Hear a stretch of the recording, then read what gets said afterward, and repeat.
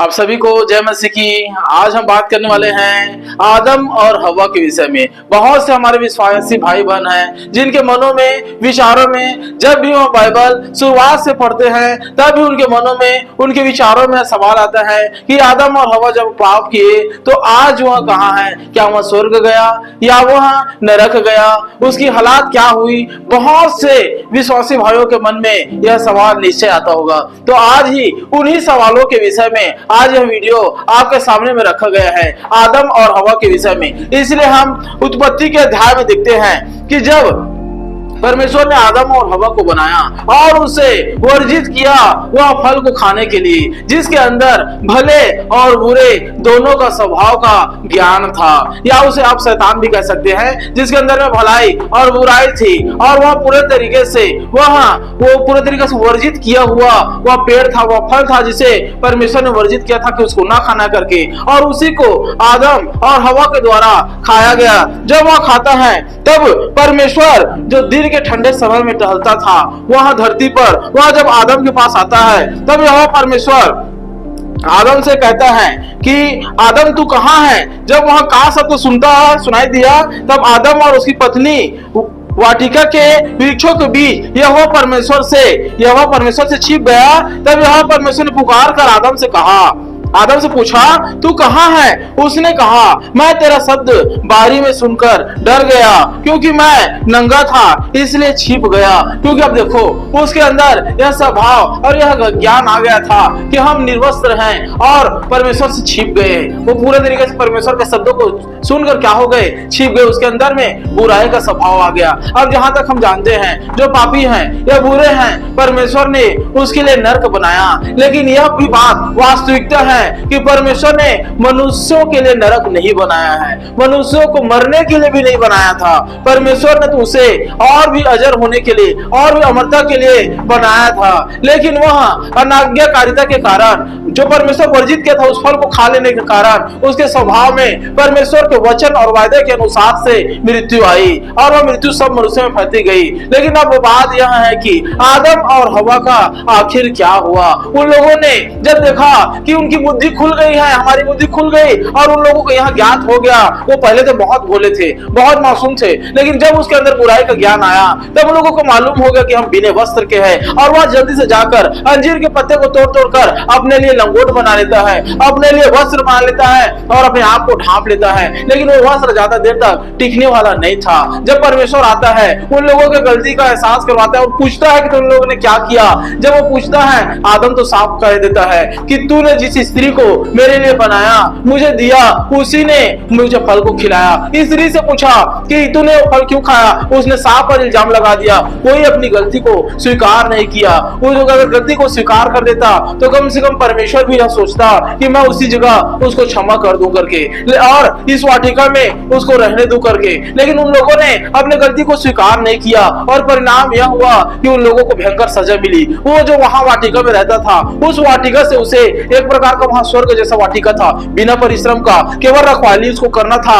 यह आज्ञा परमेश्वर ने आदम को दिया था, जिस वृक्ष का फल खाना है, जिस घास में जिस चीज को उगाना है, वो सारी चीज उससे होता था। लेकिन अब उसको श्राप मिल गया और वाटिका से उसको निकाला गया और भयंकर परिस्थिति और परिश्रम में वो दोनों के दोनों पड़ गए। लेकिन क्या होता है कि जब वो दोनों को वो जंगल से, उस जगह से, पूरे तरीके से, उस वाटिका से जहां पर बहुत से फल फूल और हर प्रकार के मधुर उस जगह था, एक प्रकार का वहां पर स्वर्ग था, उस जगह से जब वो लोगों को निकाल दिया, तब वह जब जाता है और अपने परिश्रम के साथ अपने जीवन को यापन करना शुरू कर देता है, तब जब वहां आदम अपनी पत्नी के पास जाता है और उससे कैन का जन्म होता है, तब वह आदम क्या कहता है? जब आदम, हम 4 वचन को देख रहे हैं उत्पत्ति का, जब आदम अपनी पत्नी हवा के पास गया तब उसने गर्भवती होकर कैन को जन्म दिया और कहा, मैंने इस बात को आप सब ध्यान से समझिएगा, मैंने यहोवा की सहायता से एक पुरुष पाया है।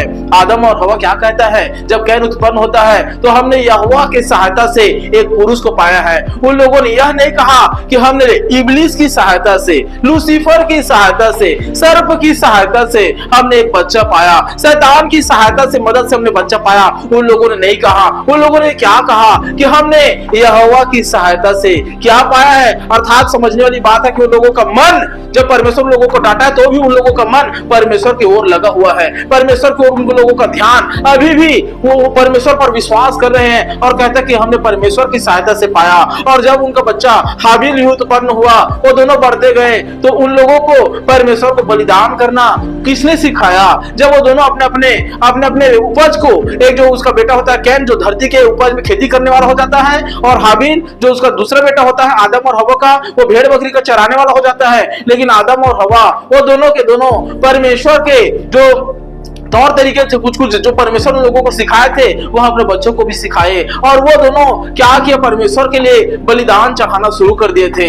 हालांकि कैन जो दुष्ट हो गया था, उसके बलिदान को, उसके जो भेंट का परमेश्वर उसको ग्रहण नहीं किया, और हाबिल का परमेश्वर ग्रहण कर लिया। कहने का मेरा अर्थ यह है कि परमेश्वर ने जब उन दोनों ने पाप किया था तो उन दोनों के वस्त्र को, जो पूरे तरीके से उन लोगों ने अपने बुद्धि, अपने विचार से वो अंजीर के पत्ते से अपने लिए वस्त्र बना लिए थे, जो ज्यादा दिन तक वाला नहीं थी। धूप और परिस्थिति में वो लोग मुरझा जाते, और उन लोगों का और कोई दिमाग नहीं था कि और कोई तरीके से, लेकिन परमेश्वर ने उनके लिए जो वचन में लिखा है 3 का अगर 21 वचन को अगर आप पढ़े, ये और यहोवा परमेश्वर ने आदम और उसकी पत्नी के लिए चमड़े के अंगरखे बनाकर उनको पहना दिया। और देखो परमेश्वर की दया, परमेश्वर अनुग्रहकारी, विलंब से कोप करने वाला और अति करुणामय परमेश्वर है, इसलिए उसे वो दया का सागर बोला जाता है। और वो पूरे तरीके से क्या किए? उसे चमड़े का अंगरखा बनाकर उन लोगों को पहना दिया। नए नियम में अगर इसे ध्यान से समझे तो उसे बोला गया धार्मिकता का वस्त्र। किसी को नंगा देखकर उनको वस्त्र पहनाना धार्मिकता का वस्त्र है, और वही वस्त्र आज परमेश्वर हमें पहनाता है। उस समय में भी परमेश्वर आदम और हवा को वस्त्र पहनाया, अर्थात आदम और हवा को परमेश्वर ने क्षमा कर दिया, वस्त्र पहना दिया, और पूरे तरीके से उनके ऊपर अपने अनुग्रह को बनाए रखा, और आगे चलकर आदम और हवा के वंश को बढ़ाते गया, और आज आप और हम कहीं न कहीं आदम से ही आज यहाँ तक आए हैं। तो कहने का अर्थ स्पष्ट यह है कि कहीं न कहीं परमेश्वर ने उनको क्षमा कर दिया, और जब क्षमा कर दिया, वस्त्र पहना दिया, और उन लोगों के अपराध को ढांप दिया जो नंगे अब ना दिखे, तो परमेश्वर ने जिस प्रकार कैन जो पाप किया, कैन तो अपने भाई की हत्या कर दिया था, तो भी जब परमेश्वर ने कैन को श्रापित करता है कि भूमि तेरे कारण श्रापित हो गया, भूमि में से लहू चिल्ला रहा है, मुझे दुहाई दे रहा है हाबिल का लहू, तो कैन को परमेश्वर कहता है तू अब भगोड़ा रहेगा और तुझे पूरे तरीके से इधर उधर भागना पड़ेगा। तब उस जगह पर पूरे तरीके से कैन क्या कहता है कि मेरी 13 वचन को पढ़ रहा हूं मैं, 4 का 13। तब कैन कहता है यहोवा से मेरा दंड सहने से बाहर है। साफ साफ लिखा 4 का 13 वचन में। तब कैन ने यहोवा से कहा मेरा दंड सहने से बाहर है। तब परमेश्वर कहता है देख तूने आज के दिन मुझे भूमि पर से, मतलब कैन कह रहा है देख आज तूने मुझे भूमि पर से निकाला है और मेरी दृष्टि की ओर आड़ में रहूंगा और पृथ्वी पर भटकने वाला और भगोड़ा रहूंगा, और जो कोई मुझे पाएगा मुझे घात करेगा। इस कारण यहोवा ने उससे कहा जो कोई कैन को घात करेगा उससे 7 गुना बदला लिया जाएगा। देखो यहाँ पर भी जब कैन अपने हृदय से कहता है कि जो सजा आप मुझे दे रहे हैं परमेश्वर वो मुझे सहन से बाहर है, मैं इसे नहीं सह सकता, हो सके तो क्या मुझ पर थोड़ा दया कर सकते हैं, थोड़ा छूट, थोड़ा रहम कुछ कर सकते हैं, क्योंकि इतनी बड़ी सजा को मैं नहीं सह पाऊंगा। परमेश्वर कहता है कि जो कोई तुझे घात करेगा उसको 7 गुना पलटा देना पड़ेगा। अर्थात देखो परमेश्वर यहाँ पर कैन पर भी क्या कर रहा है? दया करने की कोशिश कर रहा है। परमेश्वर क्योंकि अनुग्रहकारी और दयालु है। जो व्यक्ति बार बार ढीठ करता है, बार बार वही गलती करता है, बार बार वही गलती करता है, वह निश्चय नरक जाता है। लेकिन यहाँ पर आदम और हवा निश्चय उन लोगों का मन बदल गया और परमेश्वर के पास गया। और मत्ती के अध्याय में जब मत्ती के अध्याय 27-28 अध्याय को आप जब देखेंगे, मत्ती के अध्याय 27-28 अध्याय में जब यीशु मसीह, मत्ती 27 का 50 वचन और 52 वचन से पढ़ सकते हैं, 52 वचन से, जब प्रभु यीशु मसीह बड़े शब्द से चिल्लाकर अपने प्राण छोड़ देता है, और जब वो प्राण छोड़ता है तो मंदिर का पर्दा 2 टुकड़ा हो जाता है और सोए हुए जो कब्र थे वो फट जाता है और सोए हुए बहुत से शव परमेश्वर के पास यीशु मसीह के साथ जाता है। तो जितने भी वहां पर सोए हुए थे, आदम से लेकर जितने भी उन लोगों के पवित्र जो शव थे वो परमेश्वर के साथ उठ गए, तो क्या ऐसा नहीं हुआ होगा कि परमेश्वर ने अपने स्वभाव, अपने स्वरूप के अनुसार आदम को बनाया। पहला उसका घर था आदम, तो क्या परमेश्वर ने उसे क्षमा नहीं किया होगा? निश्चय परमेश्वर उस पर दया किया, तभी तो उसको लिए वस्त्र दिए, तभी उसको अपने स्वरूप और समानता में एक और बच्चा दिया जिसका नाम सेत रखा गया।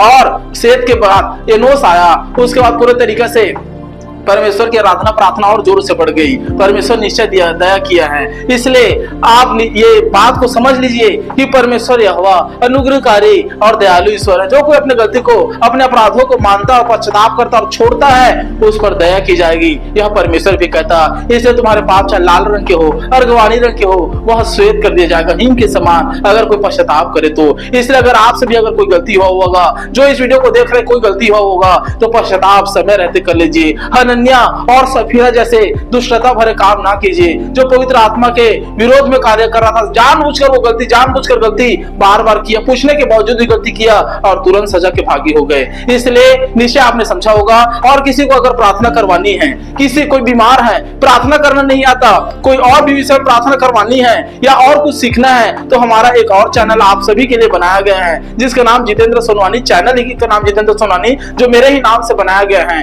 वह इस वीडियो के लिंक पे दे दिया जाएगा। अगर जिसको भी प्रार्थना करवानी है या कुछ गहरे बातों से पूछना है या कोई डिस्कस करना है, तो उस चैनल में जाकर उस चैनल में बने रहे और उस चैनल से सवाल जब करे, निश्चय मैं वहां आप लोगों के पास जवाब दूंगा।